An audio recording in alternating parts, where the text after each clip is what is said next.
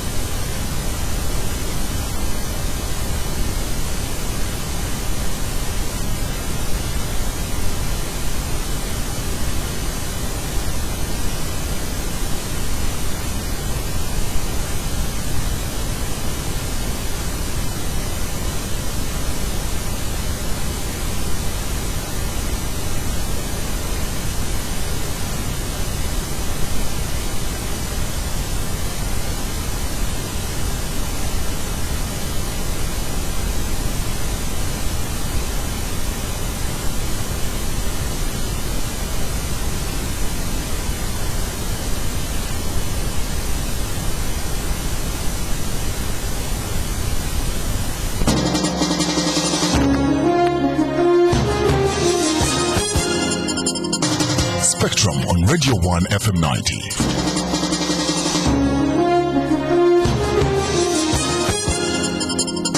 Spectrum wants to hear your views. You can SMS at any time during the show. Type Spectrum, leave a space, type in your contribution and name, then send it to 7197. Your views, our interviews on Spectrum, Radio 1 FM 90. Hello, a very warm welcome. This is Spectrum on Radio 1. I'm your host, Edmond Kizito. On Spectrum, tonight we're reviewing the week. What shall we be looking at? We'll be looking at the launch of the fifth term campaign by a group of MPs, ironically young MPs. Dr. Kenneth Omona, youth, Peter Ogwa, all the young men. They say President Museveni, 68 years old, should have another term. Call it the fifth term. If you count 5 years, that will be actually the seventh term, even though the first two were non-elective. We'll discuss that. The death of Meles Zenawi, the third African head of state to die in office. We'll look at the implications for Uganda on that side and the increasing cases of murder and apparent narrowing of space for the human rights activists in this country. Human Rights Watch, an international group, New York based, issued a report saying the government is becoming extremely intolerant. Some people think the report is extreme, some people think it is spot on. We'll discuss that. Our guests tonight, Honorable Birahwa Mukitaale, Buliisa County MP, also chairman of the Committee on the National Economy. You're most welcome, Honorable Birahwa. Thanks, Edmond. Good evening, Radio 1 listeners and fellow panelists. Nice being with you here. A full house tonight. We also have Mr. Nicholas Opiyo, legal consultant at AKIJUL, also as commentator and analyst on political and social issues. You're most welcome, Nicholas. Well, thank you very much, and good evening to all the listeners and to those who are viewing us online. We're also joined by Dr. Arthur Bainomugisha, senior lecturer at Makerere University on Peace and Security Studies, also head of the Peace and Security Program at ACODE, the think tank. You're most welcome, Dr. Arthur. Thank you, and good evening, listeners and viewers. Actually, I should make a disclaimer. I'm a lecturer. Senior lecturer, all right. I'm talking about the future. Maybe let's talk about the present. Can you claim it in prayer and say amen? All right. The professorship is what I have. All right. Also joined by Imam Eid Kasozi, lecturer at IUIU, also Muslim cleric. You're most welcome, Imam. Thank you. Good evening, listeners and viewers. We haven't seen you for a while. We believe you are in good health, as is your family as well. Yes, I am. It was Ramadan. It was a very busy schedule for me because I had to canvass this country trying to reach some people, especially the needy, who need some support, at least during Ramadan. And also I took off some time to go and visit my colleague and friend, Honorable Hussein Chanjo. How is he faring now? Very nice. He's getting better. He's still in the Middle East getting treatment. Yeah, he's getting better every other day, and soon he will be here. All right. So, but generally we had a very good Ramadan. The celebration was marvelous, and I want to congratulate everybody and thank all those that enabled the Muslim community to to go through this fasting period. All right. And peace. All right. When you talk about Ramadan, you actually are talking about the 30-day traditional fasting period for Muslims. It happens once a year, and then it culminates into the celebration, the Eid al-Fitr, and there's another Eid called Eid Mubarak, I believe. Eid al-Adha. Well, there you are. Let's get some Muslim lesson. Let's get the fork and the knife. Nicholas, how long should the leader stay in power? President Museveni, some people think he should be in power for another 5 years. That means he'll have ruled Uganda for 35 years at least. I'm not sure if they want another 5 years after that to make it 40, like it has happened with at least one African leader. How long should the leader stay in power? Give us your wisdom there. That is a very subjective question to which I cannot lay claim of having an answer. But I do think that the leaders stay in power must be legitimate, must be legal, must be morally acceptable to a particular society. It should not be an abuse of incumbency, it should not be an abuse of power or whatever you name it. But just to come back to the fifth term campaign that some MPs have launched, I think in any democracy this kind of debates must actually be had. Because you know when the term limit campaign was launched, President Museveni himself, while speaking to NTV at his country home, said it was a useless campaign and therefore should not even be discussed. The removal of term limits. The term limits. His Prime Minister, Mahmoud Babazi, while at the airport on his way, I think, to Israel, did make similar remarks, essentially saying the term limits debate is a meaningless debate. So I think that the launch by these MPs of the fifth term campaign is a vindication of many of us who have been saying we must have this debate about term limits. Now, we have been campaigning for restoration of term limits because we think it's important for our democratic development in this country, for peaceful transition. I think it is fair that we hear those who are opposed to it. And I'm looking forward to engaging Honorable Ogwang. If indeed he has points to support his campaign, we listen to him in much the same way he should listen to us when we make our case for term limits. So I think it's a healthy debate. It is the debate that I think, in my view, makes a statement by the Prime Minister and the President more or less meaningless.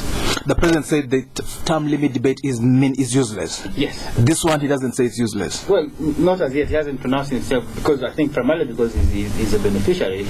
He's a primary beneficiary of this campaign. But I think that the case that has to be made is this: that in the constitutional making process, the Odoke Commission, and I keep quoting this because I think that was the very fundamental document in our country. The people of this country agreed on a governance agenda.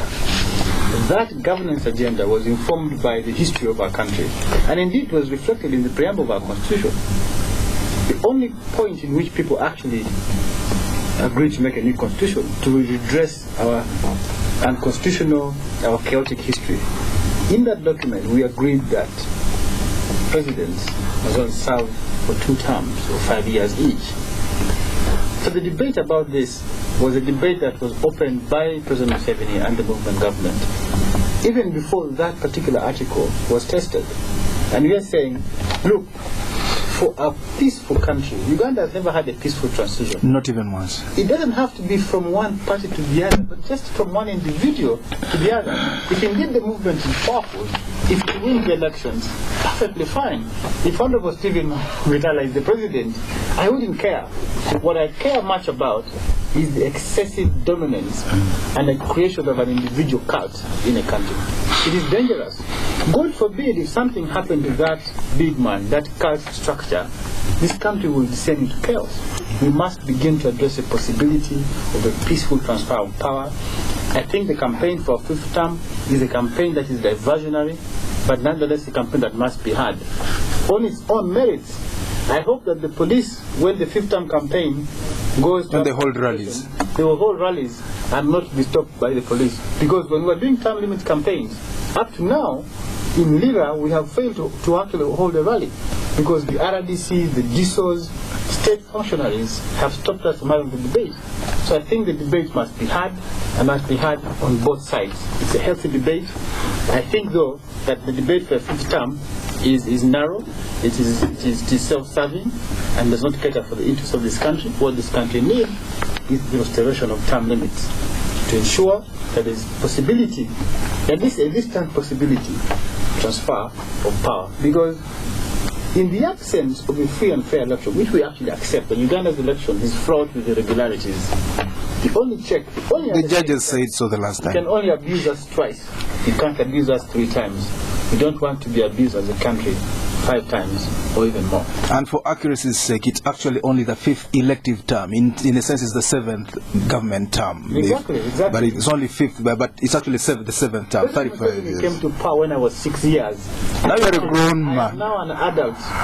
Our generation is actually risking having to be an idle generation. I get shocked myself. The time is now for us to actually take the control of this country and drive it to the next destination. I was a teenager when he came to power, still disco dancing at that time. I don't do anymore. I sat here with a young man who was born in 1986. He's got a master's elections at Makerere University, and I had to, it set a shiver through my body. Dr. Arthur Bainomugisha, some people have argued should have a longevity for a president like Museveni because of our unique circumstances. How unique are Uganda's circumstances? No, I think one, I just returned from Israel, and the experience of Israel, of course, the founding president Ben Gurion ruled for a long time, but also ruled with an iron hand. The justification for Israel iron hand at that time was because of the insecurity, because Israel was attacked by the neighbors on the second day of its independence. And so the justification was a strong leader in order for the survival of the nation. I think when it comes to Uganda under President Museveni... How long did Gurion stay in power again?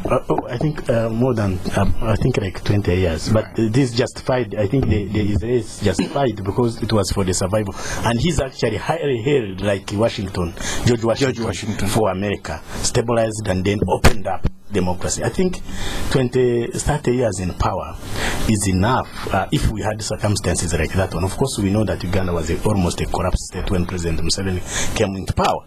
But, for the last 30 years, I think we have achieved most of the institutions have been put in place.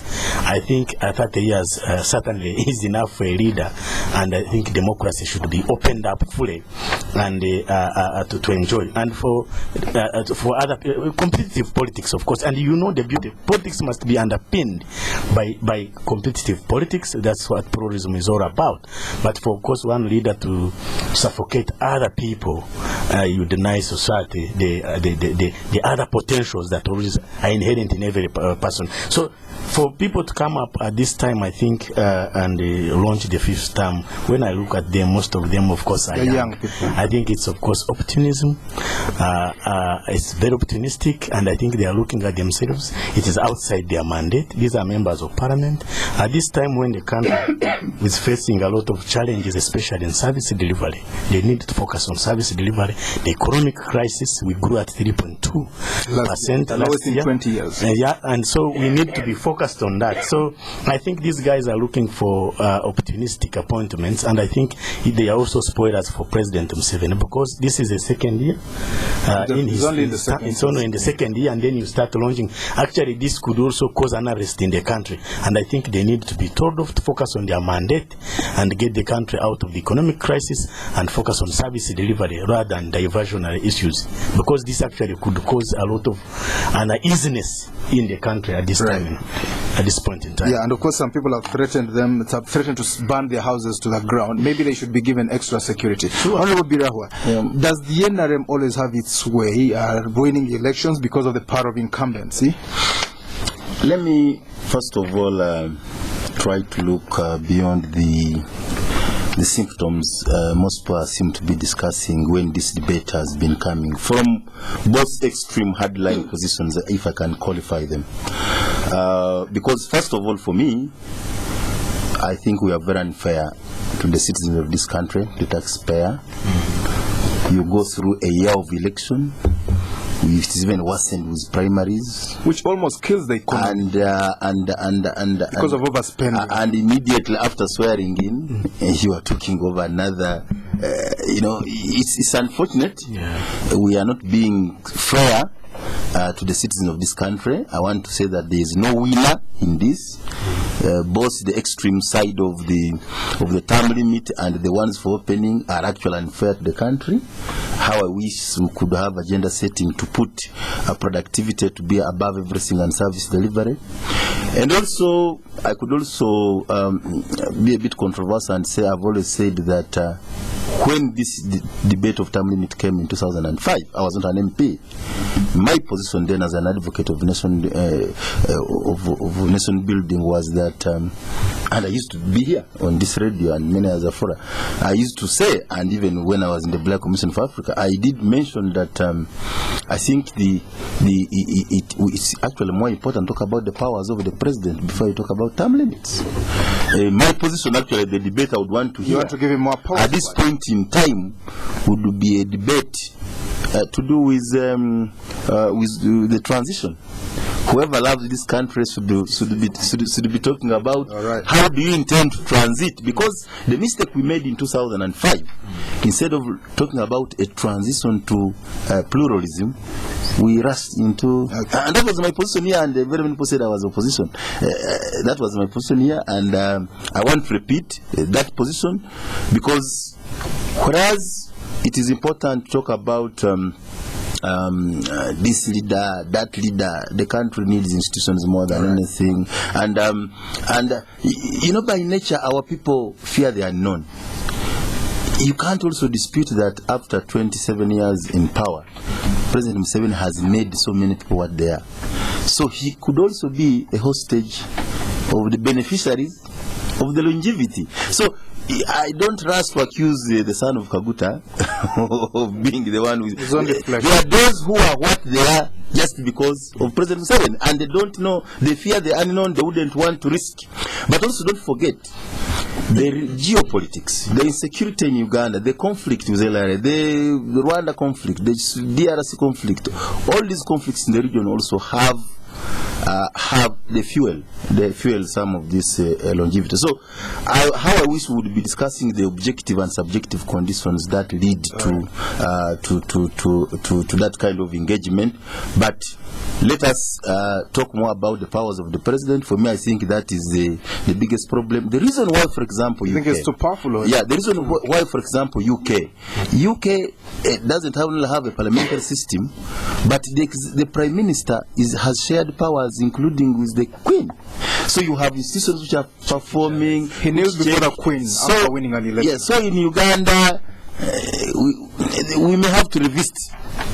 So actually, I want to hear a much broader constitutional amendment than just symptoms, because to me term limits is symptomatic. And there are so many areas, service delivery mechanism. I don't know why even government cannot cede some powers to other face-based, and these schools should be under, I have always said these schools should be under the foundation bodies. It's not government which started the schools, and the health centers would have less corruption. Even NADS would be done by more face-based institutions, cultural institutions.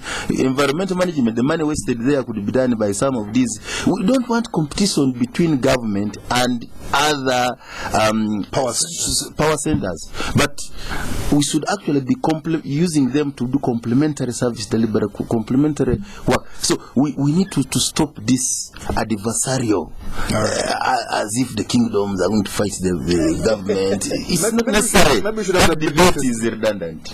The British parliament is where you have a king at the top. No, you just redefine the role of a modern cultural institution in a modern state. We can have tried and give them a vote, and they will do what. So we need a constitutional, a constituent assembly, a national convention. A lot of discuss a lot of reforms that could move this country. There are very many. So we probably need that. That's something that has been discussed in the past. And of course, the president has said that faith-based, they can do hospitals, they can do schools, whatever they do, they should not talk about politics or even lecturing in public. Imam Idka, should it be the young people, the youth, to champion the fifth term, or do you think they've been compromised? Houses on the hill, shiny cars. Thank you very much. I don't want to say they are compromised because I don't know them. But history has told us that some young men are survivors, and because they are just survivors, they use every opportunity that can lead them closer to power. I want to make an argument from what Honorable Stephen has said, that many people are what they are because of President Museveni. that is a fallacy to me.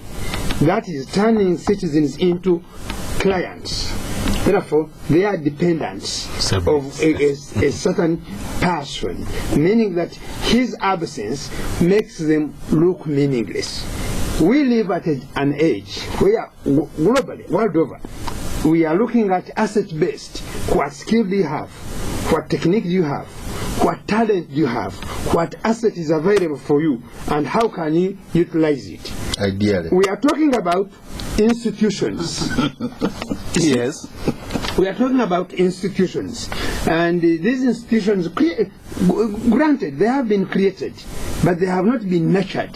They have not been given opportunity to grow. And many of them have remained subjects of this powerful individual.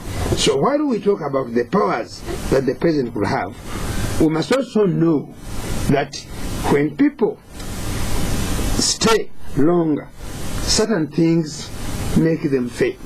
You see, I am not among the people. I know. You don't support the I don't belong. Yes, project? I'm not among the Ugandans who want a minister because from my tribe, from my religion, from my village. I am not among those because I have proved beyond that.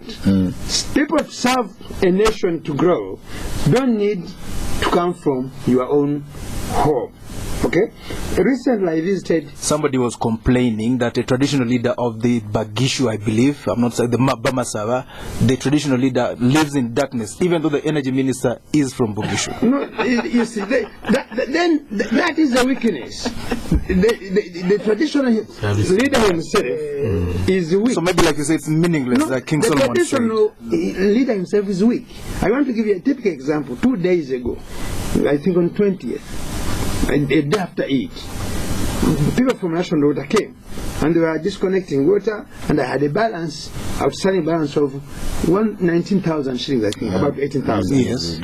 He comes, he makes the invoice because it's on the spot. And then he disconnects my water. I did not bother. I just walked into National Water office in Bunga and told them that, why do you send to us unprofessional people?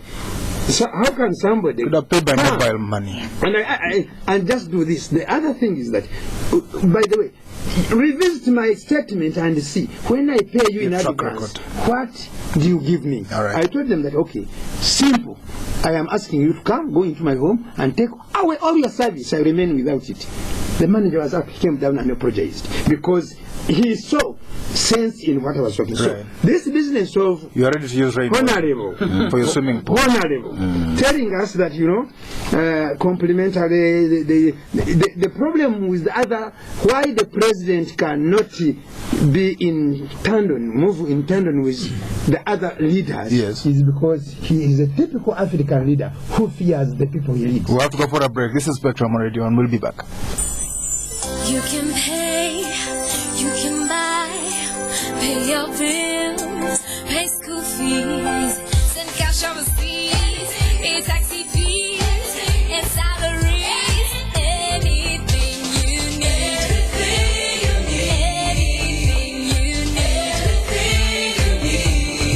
You can do anything with MTN Mobile Money. And now, for the first time in Uganda, you can even pay your electricity bills. Go to your MTN Mobile Money menu, select Pay Bills, select Umeme Touch Pay, and follow the prompts. MTN.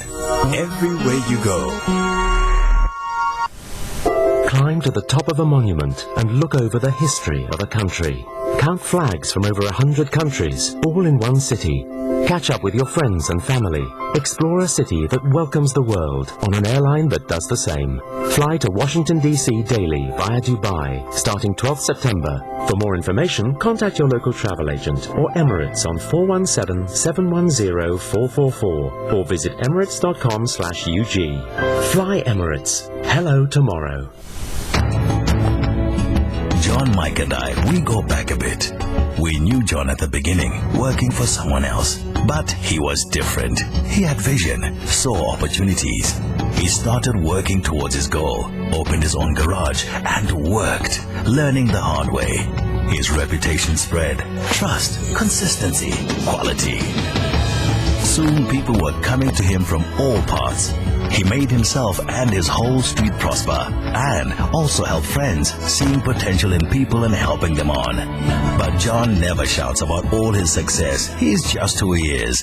Special. So here's to men like John, who make a difference, who enjoy Nile Special, the rich, satisfying taste from the source. Nile Special. You've earned it. Not for sale to persons under 18. Spectrum on Radio 1 FM 90. Welcome back on Spectrum. Tonight we're reviewing the week of guests. Honorable Stephen Mukitaale Birahwa, Buliisa County MP, Chairman of the Committee on the National Economy. Where he comes from, oil flows under your feet. Mr. Nicholas Opiyo, Legal Consultant at AKIJUL, also pundit on political and social issues. Dr. Arthur Bainomugisha, Lecturer at Makerere University on Peace and Security Studies, also Head of the Peace and Security Program at ACODE, the think tank. Imam Idris, Lecturer at IUIU, also a Muslim cleric. The only person without a title, most likely get a title as the years goes by, is, well, he knows himself. You can contribute to this discussion by sending a text message. You may not be able to call in, but you can send it to 7197. That is Spectrum. Message, question, or comment, send it to 7197. Spectrum, message, body, send it to 7197. Imam, before we move forward, 3 African leaders die in office this year. What other lessons? Bingwa Mtarika, Jonathan Mills of Ghana, Meles Zenawi still has no successor. What are the lessons for Uganda? I think the lesson is, I don't have, you see, when a person dies, my religion tells me you don't need to speak bad of him, because he has gone to the unknown. You say he was a good man. No, I don't want to say he was a good man. I cannot say Zenawi was a good man. I cannot. But I don't want, God will judge him. But what lessons do we get? That life has a limit. This one even connects to what we have been debating in the first phase. Everything has a limit. You must reach a stage where you know. Because when I looked, when they said he was 57, meaning he's just 4 years older than myself, and he has been in power for 21 years or so. You see, he almost... was in power 36. Yes. So, the way, sometimes when you go to Ethiopia, because I have been to Ethiopia several times, including visiting villages, because in the struggle for environment, I have seen some problems which these people face. So, what we learn out of this is that younger men like Kenneth Omona and Ogwang, talk about them, who are saying that President Museveni should continue because they see some value in him. They should know he is immortal like every other person. Supposing he died tomorrow, what are they going to say? So that's why we do not need, as a nation, to invest in individuals, just individuals, to create hegemons, to create. Actually, Museveni is creating an oligarchy-like sort of system. Tell them in Russian. I was in some discussion with some people after the cabinet, and a big community. Cabinet reshuffle? After reshuffle.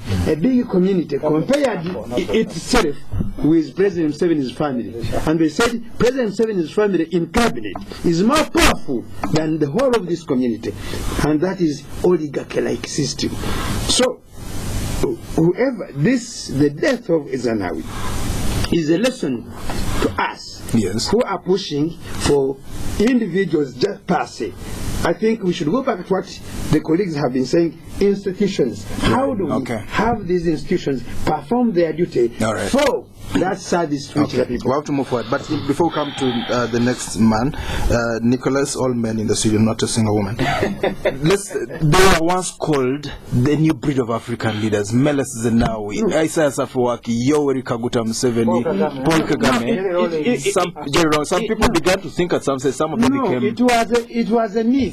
Strong men. No, it was a myth used by the United States of America to pursue its own interests.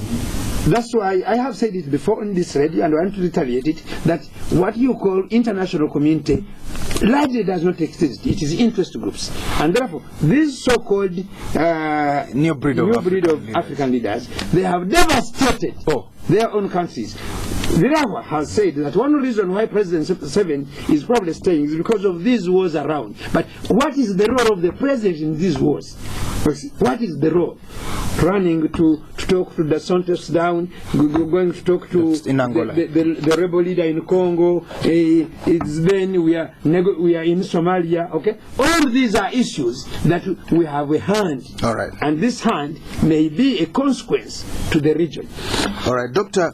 Arthur. In a newspaper's entire edition, 30,000 copies was burnt. Was seized. They arrested newspapers after it was they reported premature. They arrested them after they reported premature that Meles Zenawi had died. His death is still, we still don't know what killed the man. Was he a good man or a bad man? Talk to us about those circumstances. Very fast. First, of course, is to appreciate that Zenawi has two lives.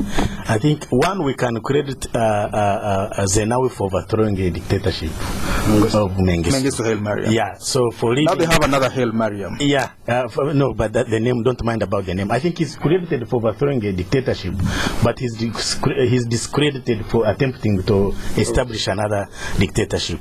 He will also go in history for actually fighting a useless war with Eritrea and the fellow allies. He had been a very close ally of Aki. His maternal uncle. Yeah, they had fought together and of course granted independence. But they fought a useless way over Badame province where 100,000 people lost their lives in 1998. It was a terrible war and it didn't have any value. Of course, Ethiopia won the war, but with very devastating consequences. So he goes that. But he's also credited for spearheading grassroots development, especially turning around food security issues, which of course he died without concluding.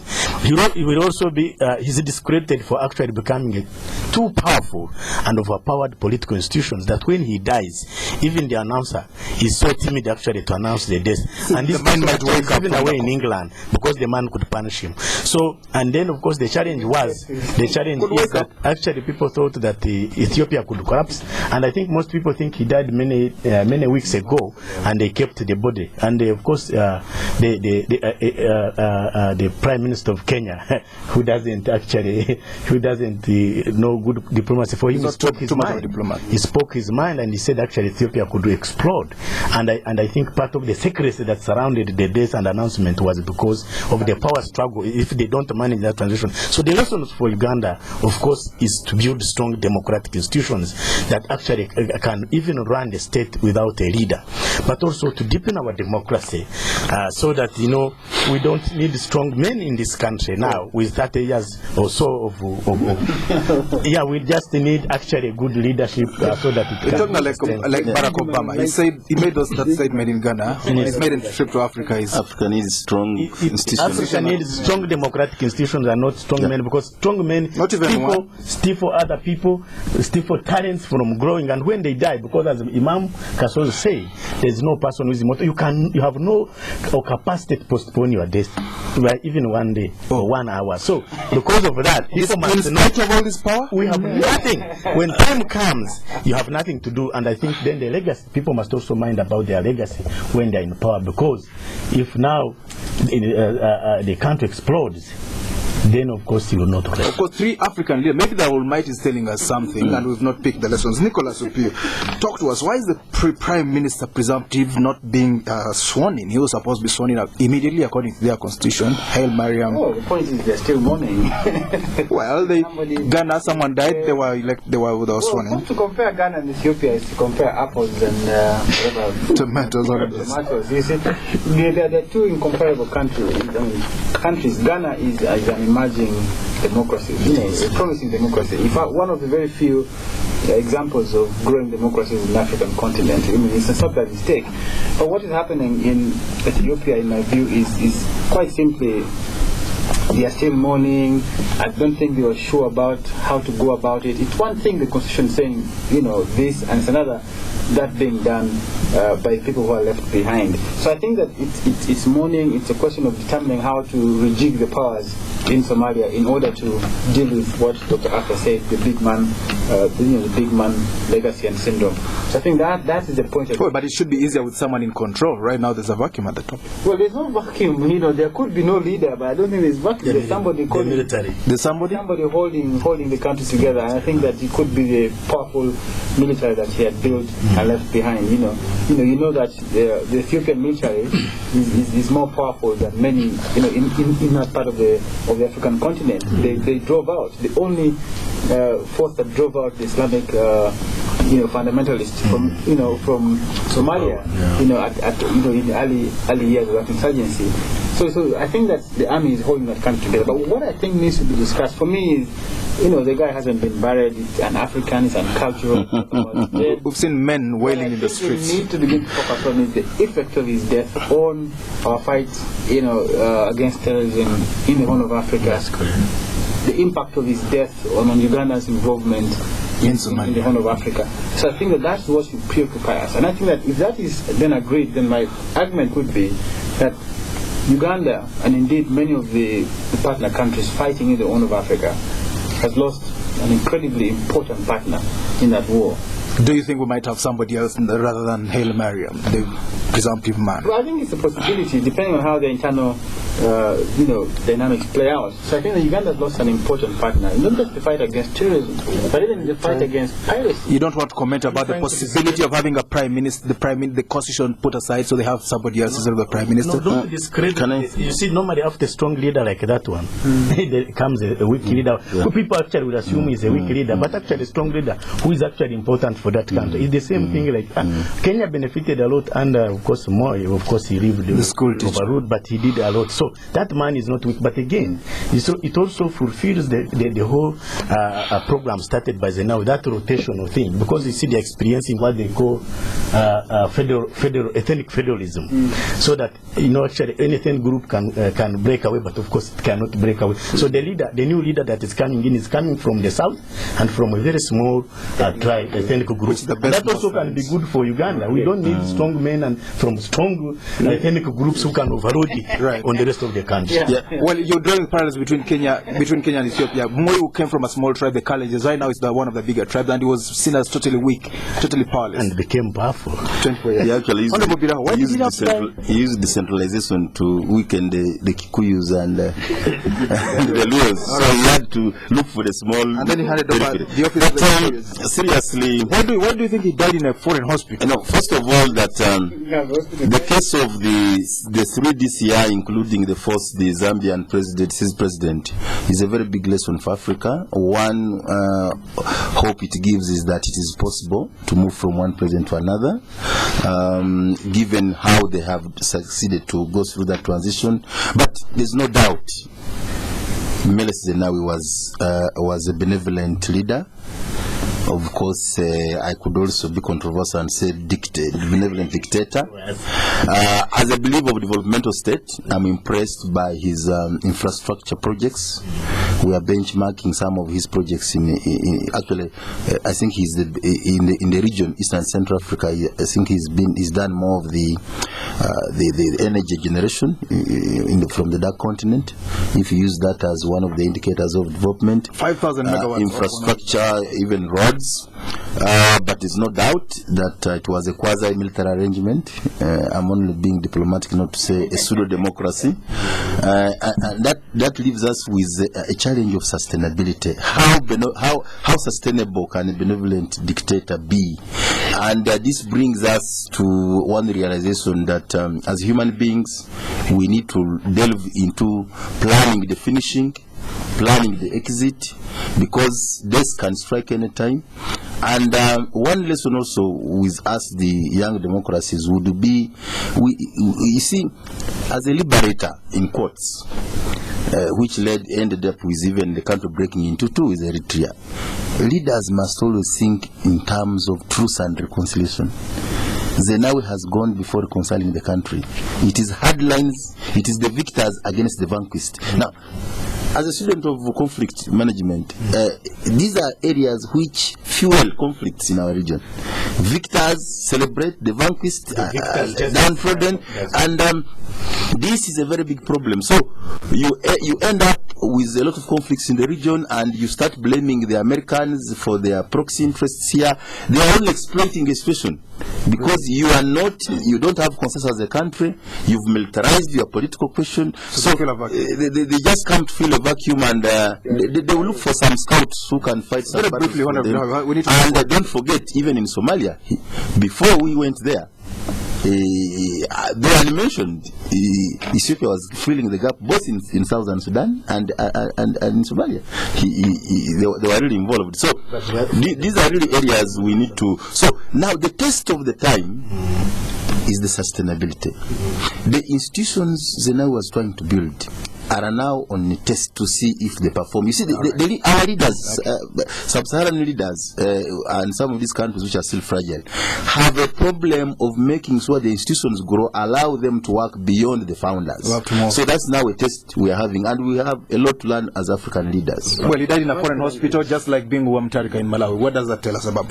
In one sentence. The secrecy is unfortunate. I think we should be, if a leader is sick, it's better to prepare the country that anything is possible. In Congo, there was a very big attempt to immortalize Mobutu, even to believe that if you talk against him, the TV would show as if he's coming from the heaven, from the cloud. So it was unfortunate that when the man was outside for treatment, the country was being told that he's at a resort in some up-country location. So that was unfortunate. Right. And spinners of government, please don't overdo it, because it's embarrassing. Spin doctors. Imam Idka, so the increasing cases of murder. Of course, they sang a lot of songs about Moi as well, about Kukung Bendu Azobanga and the former Zaire. Imam Idka, so let's talk about murder in Uganda, not in the cathedral. In Uganda, many people are being killed. Many of them are Muslims. I have been told, a prominent leader was arrested because he tried to demonstrate against some of these murders. Is there a pattern? There was the Boston Strangler many years ago, and they pieced together evidence showing a pattern, and they got this man. Do we see a pattern? Do you read something there? Thank you very much. You see, I was asked this question by one newspaper, and I told them, for them they are particular, and they were trying to make it lopsided, Muslim. But very many Ugandans have been murdered. It's through either robbery or some robbery. Okay, these being shot in circumstances not clear probably are the ones bring the whole issue. But what is the concern of the people now? It is the statement attributed to the president. I was not there, but it is attributed to him that when the Muslim community, the leaders, went to the president during their issues with, we see they have also a bad mind. Many of our leaders, they have a bad mind. They are thinking that he will help them get united, instead of themselves working towards unity, which they can manage if they were serious. Then he said that, Sheikh Sentam, he was shot dead, but he spoke to Jamil Mukuru. Okay? And Jamil Mukuru is the presumed leader of ADF. Okay? That was the unfortunate part. All right. And that's why people are pushing it towards that. My case, my take on this is that we should task the Inspector General of Police plus the internal security organization to prove to us they are worthwhile. Otherwise, we should demand as Ugandans that the institution of special branch in police, which used to bring results in such cases, be empowered again. Otherwise, if we are going to reinstated, so if we are going to be depend on internal security organization scouts who are not trained, the consequence will be that. If I can tell all right, let's the real thing. You don't have to go far to look into this. Piece together information that you've been hearing from no one else but the IGP. The IGP at the burial of the dead, the now dead AIGP. Richard Bisharura. Say it all. One of the few remaining professional police officers before he died. The police is full of traitors. He says the police is incompetent. These coming from the head of the police. He talks about a police that is completely demotivated, that is completely frustrating the IGP, or indeed in some sort of subtle protest against something we do not know. That's exactly the problem. where you're seeing high rates of crime in this town. Because the police's duty is actually to protect law and order. That is an admission, it's an indictment on the IGP for the failure of the police to detect these crimes in the very first place. But even when they have occurred, to investigate them properly and prosecute people who are responsible. He's not the only one with that dilemma. There's another leader who doesn't see anyone who can take over from him. So it's probably a syndrome. Yes, Dr. Arthur Bainomugisha. Very quickly, I think these murders can only increase, and they will increase. These murders are a response of economic failures somewhere. Just yesterday, but one, I think yesterday, but 2 days ago, one ethnic group in Kenya killed another 54 people. And what are they struggling for? It's of course overland, and there is of course drought and what have you. But also now bad politics has come in and complicated the situation. And actually the situation can only increase in Kenya. Now, I think what we see here are the symptoms, or rather the consequence of the economic crisis. And of course, you know, people are pushed out of the city. Remember, by the reforms in cases which have brought Kampala to some level, but of course without preparing for the consequences. So most of these people have been pushed out. So you think some of the people could now they are saying we are paying the price for a cleaner city. Yes, we are paying a price for a cleaner city without planning for the fallout, because we must create jobs for the youth. Very interesting. And then yet there are these business conflicts, there are land conflicts, and people now will hire desperate people actually settle their what? So pushing people off the streets could have made them desperate. We've seen daylight robberies after a very long time. For me, they are in Kampala, old Kampala. There was no planning. We haven't seen that in a long time. For instance, for instance, you see, any developmental state, you must tap into the talent of people want to trade in this country. They were trading on the streets. It was not a good thing for them away. But when you chase them away, where are they trading? And they had buyers. The alternative. Would follow them. The alternative for that. Now, when people are, when their livelihood and survival is threatened, people are released from the laws of morality, and they can do anything to survive. So we must handle the livelihood issues. Maybe there's an iron hand. Of course, that has to go hand in hand. Maybe there's an iron hand in the Whitehall. Now they are arresting. The other day they were arresting people for littering and taking them to Luzira. That's an extreme judgment.